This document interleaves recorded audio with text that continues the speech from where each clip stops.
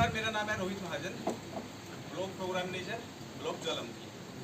तो मेरा टॉपिक है विषामक देखभाल क्या होती है। तो आप सभी को पता है प्लेटिव केयर, काफ़ी दिन हो गए हमें चर्चा करते हुए। तो प्लेटिव केयर क्या होती है? ऐसी केयर जो मृत्यु के पहले पेशेंट को दी जाती है, उसको हम कह सकते हैं प्लेटिव केयर। अब इसमें कोई एज कैटेगरी डिफाइन नहीं होती, बचपन से भी शुरू हो जाती है प्लेटिव केयर, या फिर एंड के टाइम में भी, मतलब 60 प्लस भी हम इसको कंसीडर कर सकते हैं।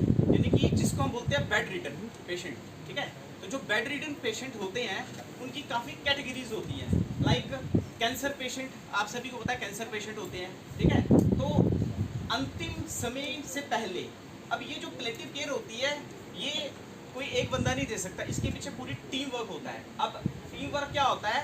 लाइक जैसे मान लो डॉक्टर ने डायग्नोज किया, तो सबसे पहले अगर पेशेंट को एडमिट कर लिया जाए तो क्या होता है कि वहीं पे पूरी व्यवस्था बनाई जाती है कि किस प्रकार उनको हैंडल किया जाए, किस प्रकार उनको जो है आगे की ट्रीटमेंट दी जाए। तो इसमें डॉक्टर्स आ जाते हैं, नर्सेज आ जाती हैं। अगर हम बात करें ग्राउंड लेवल पे, आशा वर्कर का भी बहुत बड़ा रोल होता है, ठीक है, और CHOs का भी बहुत बड़ा रोल होता है। अब प्लेटिव केयर जरूरी नहीं है कि वही दे। जब हॉस्पिटल से बंदा डिस्चार्ज हो जाता है, उसके बाद जब वो घर में चला जाता है, तो इसमें जो है परिवार का भी काफ़ी रोल होता है। तो परिवार वालों की केयर तो मोस्ट इम्पोर्टेंट होती है, उसी को हम बोलते हैं कि टीम वर्क। तो टीम वर्क, जब भी हम कोई ऐसा कार्य बिल्कुल टीम से करते हैं, उसमें हमेशा सक्सेस मिलती है। अकेला बंदा जो है कहीं भी सक्सेस नहीं होता।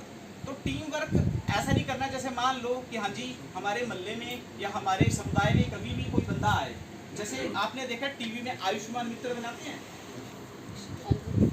ना, निक्षय मित्र। टीवी का एक वो है निक्षय मित्र। तो उसमें क्या करते हैं, हर कोई अपना अपना कंट्रीब्यूट करता है, 500 रुपये का दे दिया, 100 रुपये का दे दिया।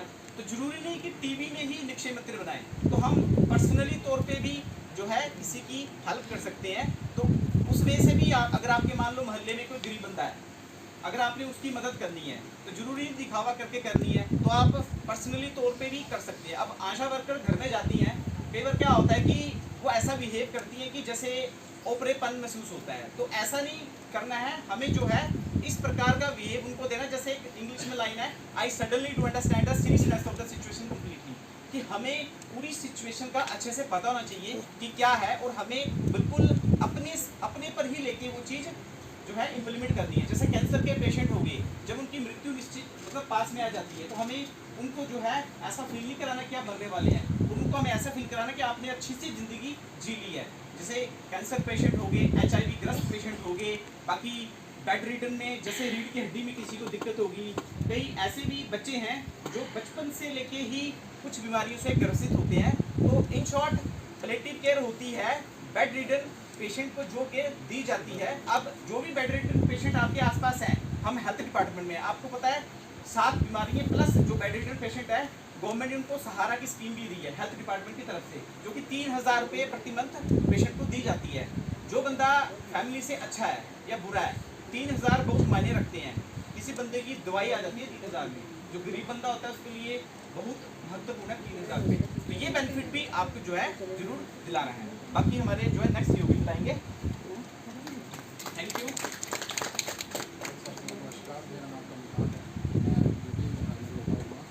मेरा आगे का जो टॉपिक है, हमने पढ़ा था प्रशामक देखभाल किसी का।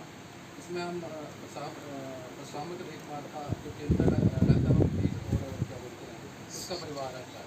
तो इसमें हमने सिद्धांत 4 सिद्धांत पढ़े थे, शारीरिक, सामाजिक, मनोवैज्ञानिक और आध्यात्मिक। इसके आगे हमने देखा था प्रशासनिक देखभाल की जो ज़रूरत थी। इसमें हमने जब हमने एनालाइज किया डाटा कि 70 लाख में से 40 लाख लोग ऐसे थे जिन्हें इसकी ज़रूरत थी, लेकिन उनमें से सिर्फ 1% ही उसका फ़ायदा उठा पाते। तो हमें ये चीज़ आगे फील्ड तक पहुँचानी है कि किस तरह हम इनका वो कर सकते हैं। और इसके आगे हमारा टॉपिक था प्रशासनिक देखभाल की टीम में हमारे थे, जैसे इसमें शामिल थे विशेषज्ञ डॉक्टर, नर्स, सामाजिक कार्यकर्ता, आध्यात्मिक देखभाल मार्गदर्शक या सामाजिक स्वास्थ्य कार्यकर्ता इसमें शामिल।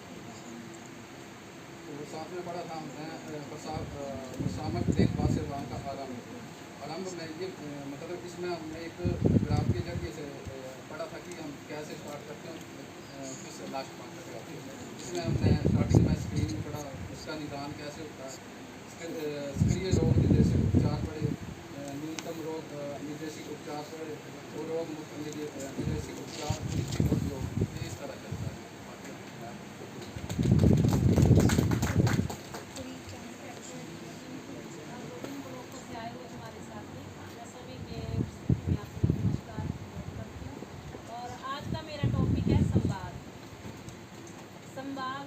संवाद हम क्यों करते हैं? तो संवाद ये है कि किसी के भी बारे में जानने के लिए या कोई हमारे साथ में भी बैठा है तो उसके बारे में भी हम बात सोचते हैं कि इसके साथ कैसे बात करें। तो बात क्या करनी है कि संवाद जो करना है हमने एक के साथ भी दो या दो से अधिक लोगों के साथ हम संवाद कर सकते हैं। संवाद हम कहीं भी कर सकते हैं, जैसे हम स्कूलों में जाते हैं, कॉलेजों में जाते हैं, अपनी ट्रेनिंगों में या कहीं वो भी एक संवाद है। संवाद जो है वो दो प्रकार का होता है, एक संवाद मौखिक रूप से, एक गैर मौखिक।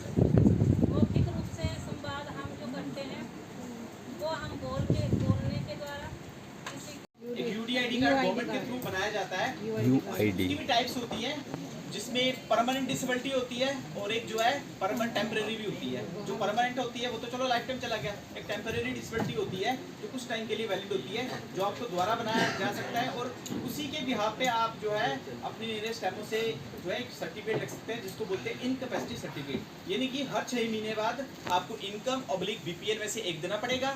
सेकेंडली आपको लाइफ सर्टिफिकेट देना पड़ेगा, जीवन प्रमाण पत्र की क्या आप अभी जिंदा है।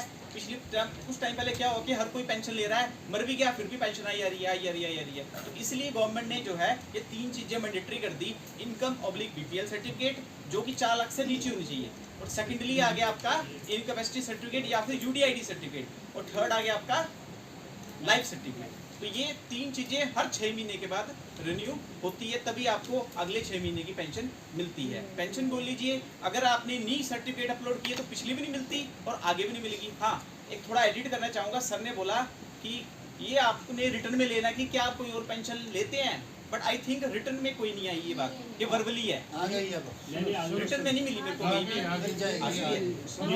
कोई फैमिली वेलफेयर ऐसा वो ले रहे हैं ना, तो देखिए नहीं रिटर्न में कोई भी, ऐसा है। अगर है तो हमें भी इसमें ऐसा है ना, देखिए एक तो वो डिसेबिलिटी वाला ले रहा है, आने जाने का किराया वो फ्री जा रहा है, ठीक है जी। दूसरी बात ये है कि सारे बेनिफिट वो डिसेबिलिटी वाले ले रहा है, प्लस उसको हो सकता है कि उसको एम्प्लॉयमेंट में भी, उसको जो रोजगार में भी उसको उसमें हेल्प मिले, तो डबल बेनिफिट नहीं मिल सकता ना।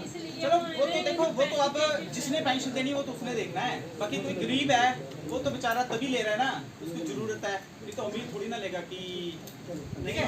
तो बस और कोई डाउट है किसी को तो पूछ सकते हैं। सर तो चलेगा, आई थिंक सर्टिफिकेट लेने हाँ जी बिल्कुल। इसमें ऐसा है कि अगर कोई कैंसर पेशेंट है या वो किडनी फेलियर पेशेंट है तो उसको इनकैपेसिटी सर्टिफिकेट की वो उनकी पर्ची चल जाती है। 7 बीमारी है वो तो छोड़ दो ना, जो परमानेंट है वो तो छोड़ दो। सब जानते हैं, आप भली भांति जानते हैं कि इसमें कौन कौन से लगते हैं, इसमें ज़्यादा लाइफ